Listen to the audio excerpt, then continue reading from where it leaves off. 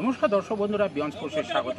এই মুহূর্তে আমরা আছি নৈহাটি বঙ্কিমাঞ্জলি স্টেডিয়ামে এবং এখানে কিছুক্ষণ আগে ইস্ট বেঙ্গল চলতি কলকাতা লিগের প্রথম ম্যাচ তাদের মেসার্সের বিরুদ্ধে খেলে ফেললো এবং এক প্রকার কোনোরকম কন্টেস্টই ছিল না বললেই ভালো।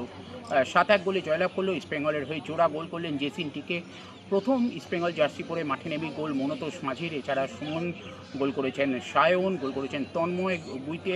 তো এক প্রকার স্টারের পারফরমেন্স। মেসার্সের হয়ে একমাত্র গোল করেছিলেন অ্যান্ডি। ম্যাচের পর আমরা কথা বলে নিয়েছিলাম ইস্ট বেঙ্গল কোচ অর্চিত খান বিশ্বাস। বিনো জর্জ যেহেতু আজ উপস্থিত ছিলেন না, তাই অর্চিত খান বিশ্বাস তিনি কোচিং করালেন এবং তিনি যেটা প্রশ্ন তুললেন যে এই রকম পারফরমেন্সের পরও যখন ভারতীয় দলে স্ট্রাইকারের অভাব, তখন কেন জেসিনটিকে সুযোগ পাচ্ছে না, এই প্রশ্নটা কিন্তু তিনি তুললেন। মেসার্স স্পোর্টস তিনি যেমনটা বললেন যে প্রথমে জহর দে দলের টিডি হিসেবে দায়িত্ব নিয়েছিলেন, কিন্তু 2 সপ্তাহ আগে তিনি রেজিগনেশন দেন। এরপর দলটা যে তৈরি নয় সেটা কিন্তু তিনি এক প্রকার মেনে নিলেন। ইস্ট বেঙ্গল মতন দলের বিরুদ্ধে মাঠে 90 মিনিট লড়াই দেওয়ার জন্য যেটা তৈরি নয় সেটা কিন্তু তিনি এক প্রকার মেনে নিলেন। কি বললেন দুই দলের কোচ, চলুন শুনে নেওয়া যাক বিয়ন্ড স্পোর্টসের পর্দায়। ফার্স্ট ম্যাচ কিছু বলার নেই। দেখো, 7 গোলটা বড় কথা না, আজকে যেটাই বড় কথা ছিল আমাদের। আর ফার্স্ট ম্যাচ আমরা কতখানি নিজেদের ফুটবলটা খেলতে পারছি, কতখানি নিজেদের ঘরানার ফুটবলটা খেলতে পারছি, সেটাই আজকে বেশি দেখাচ্ছিল। তবে জেতাটা অবশ্যই ইম্পর্টেন্ট। লিগে জিতেছি, এটাই বড় কথা। আমি 7 গোল বা 5 গোল এসব নিয়ে ভাবছি না। একটা ব্যাপার হচ্ছে যে আপনার টিমটা যেরকম আজকে 10 গোলে জিততে পারতো, বা 3টে গোলও কনসিড করতে পারতো, আপনি কি এটা মনে করেন? একদম একদম একদম এই একটা গোলও কনসিড করা উচিত ছিল না, এবং 2টো গোল ফাম্বেল করে আমরা নিজেদের মিস্টেক করেছি। তখন 6 গোল হয়ে গেছিলো, একটু ক্যাজুয়াল হয়ে গেছিলো, কিন্তু ওই ফুটবলে ক্যাজুয়ালের কোনো জায়গা নেই। তা ওটাই আমি অলরেডি প্লেয়ারদের বলেছি যে গোল করাটা যেমন ইম্পর্টেন্ট, গোল কনসিড না করাটা যেমন ইম্পর্টেন্ট। তা এটা আমাদের পরে দেখতে হবে, আমরা শুধরাবো। ফার্স্ট ম্যাচ আস্তে আস্তে ডেভেলপ করবো। বিনো জর্জের সাথে সবসময় কথা হয়, লাস্ট ডেতেও বিনো জর্জ ছিল। মনতোষ মাঝি প্রথম এবারে এসছে, প্রথম ইস্ট বেঙ্গল জার্সিতে ম্যাচ খেললো, ওকে কীরকম দেখলেন? আপনারাই তো দেখলেন, সবে ইস্ট বেঙ্গল জার্সিতে খেলছে, গোল পেয়েছে ফার্স্ট দিন, কনফিডেন্স বাড়বে, আরও ভালো খেলবে, এই জন্যই তো নিয়ে আসা। কনফিডেন্স বাড়ার সঙ্গে সঙ্গে আরেকটা বিষয় থেকে বড় ব্যবধানে জয়, একটা আত্মতুষ্টির ব্যাপার চলে আসে। এটা কিভাবে? ওটাই আমি বলতে চাইছিলাম যে এই ব্যাপারটা, এই জন্য আমি ওটা নিয়ে ভাবছিই না। সেই আত্মতুষ্টির জায়গাটা কোচেদেরই জায়গা, ওটাকে ঠিক রাখা প্লেয়ারদের, যাতে পরের ম্যাচে এই রেজাল্টের কোনো প্রভাব না পড়ে, সেটাই আমরা চেষ্টা করব ঠিক রাখার। একটা ব্যাপার হচ্ছে যে আপনার জেসিন টিকে গত বছর 13 গোল করেছিল, ইস্ট বেঙ্গলের হাইয়েস্ট করা। আজকে 45 মিনিটস খেলার সুযোগ পেয়েছে, 2টো গোল করেছে আর কি, হ্যাট্রিকও করতে পারতো। তো আপনার কি মনে হচ্ছে যে গত বছর যেখানে শেষ করেছিল জেসিন টিকে কি সেইভাবেই পাচ্ছে না? একদম একদম একদম জেসিন টিকে সেই জায়গাতেই আছে, ও আরও ভালো খেলবে। আমাদের আশা এবার ওকে বড় কিছু সবাই ভাবুক, সবাই, কারণ এখন বড় কিছু ভাবুক মানে আমি সেটাই বলতে চাইছি। ইন্ডিয়া টিম বা অন্য জায়গায় যে অবস্থা স্ট্রাইকিং লাইনের, এসব ছেলেরা যদি না যায় তাহলে আর কবে যাবে? আইএসএল দলে তো অলরেডি আছেই, আইএসএল দলে তো অলরেডি আছে। সে তো রেগুলার ও আস্তে আস্তে চান্স পাবেই, সেখানে যাবে।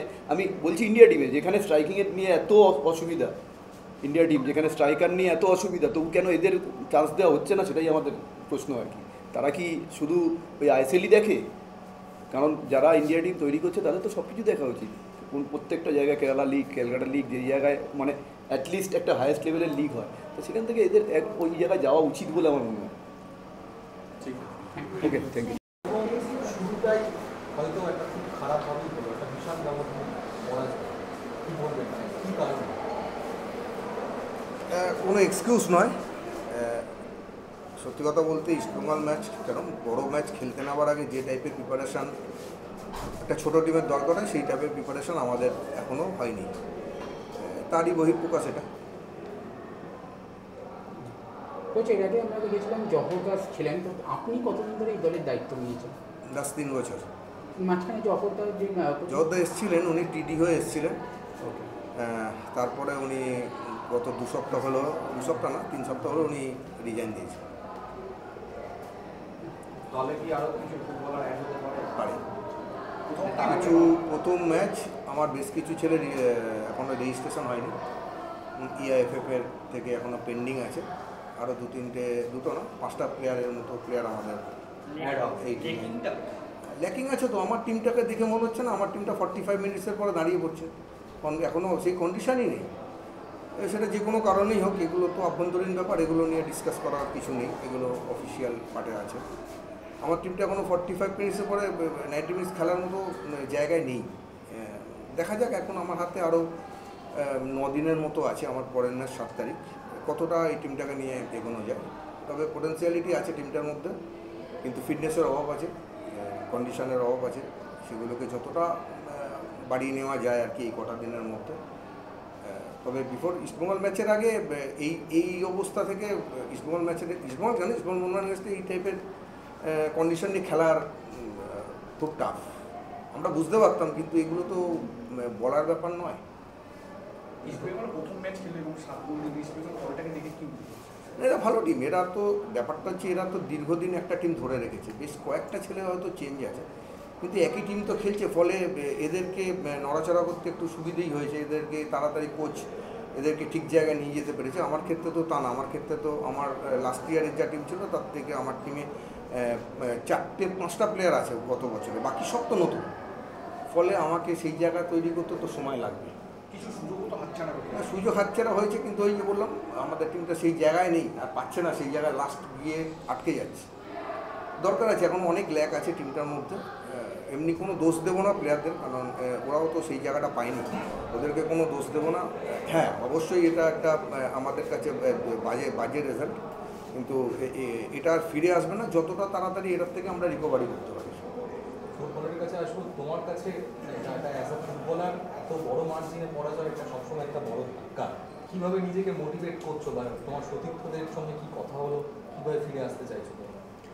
ফিরে আসতে হবে, কারণ লিগটা তো অনেক বড়, সবে একটা খেলা হলো। কনফিডেন্ট ফিরে আসবে তোমার? হ্যাঁ। ওকে, থ্যাংক ইউ।